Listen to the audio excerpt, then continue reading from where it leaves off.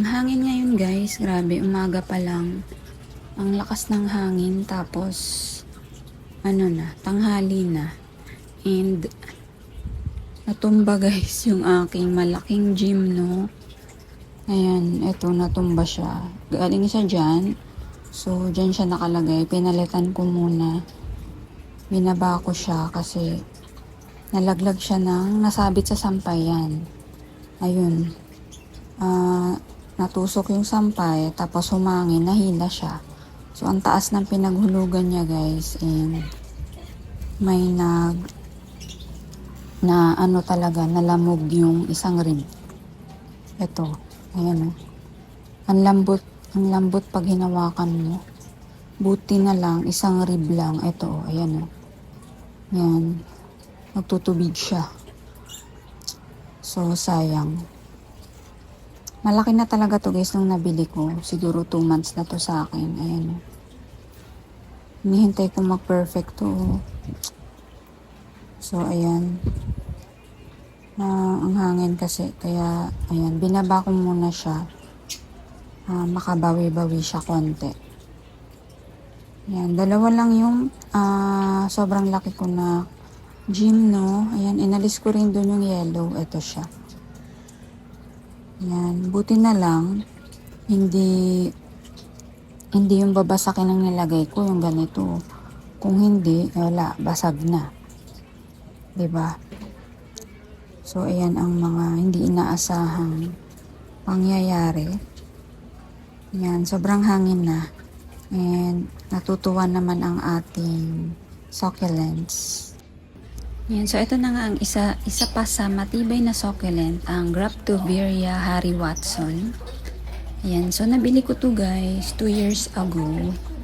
So nag-i-start pa lang ako mag-collect.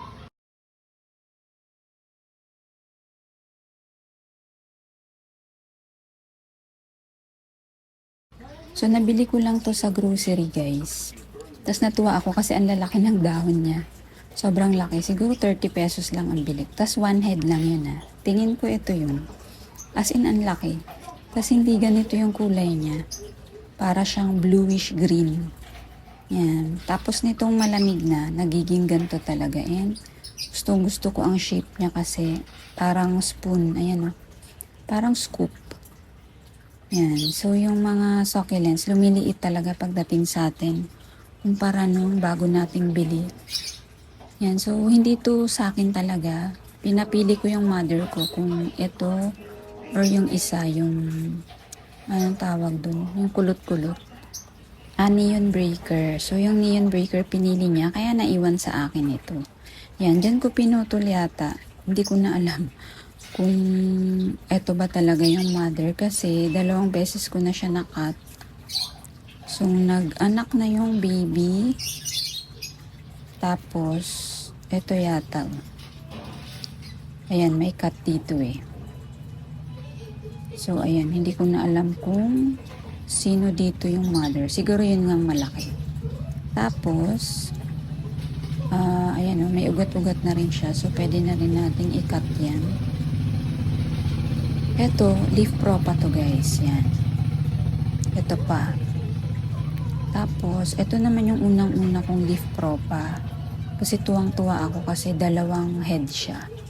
Yan. So, pag nagli-leaf propa tayo, may tendency talaga may double head, may triple head pa nga eh. So, yan. Napakabait nito guys ni Harry Watson. So, 2 years old na siya. And, plano ko nang i-cut ulit dito siguro. Yan. Iaano ko sana yung soil eh.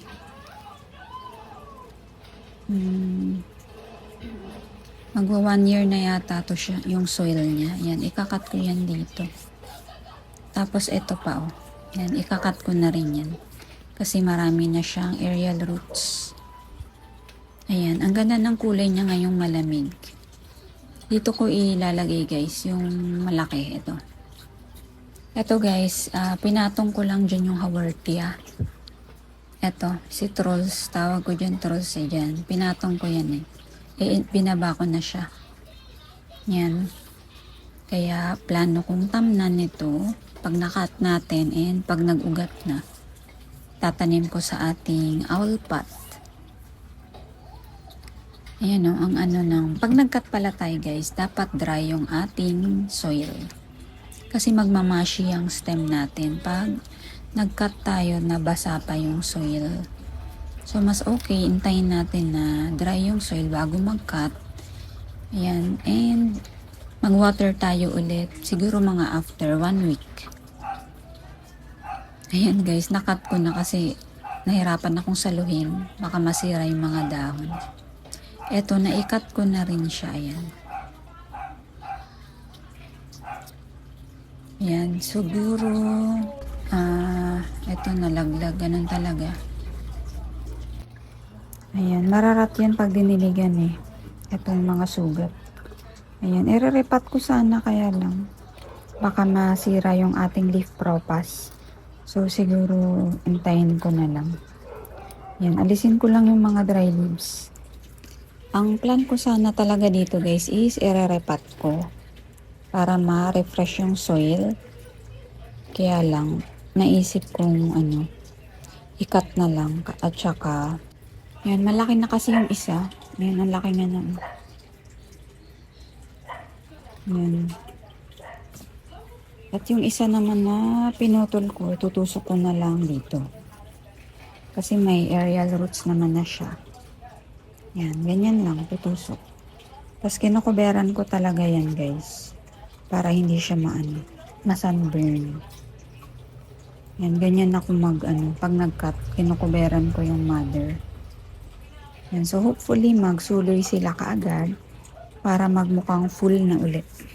Mukhang full ang pot na to. Yan, ang ganda ng kulay niya, brownish pink. Ganito talaga sila pag malamig na. Nagpi-pink-pink.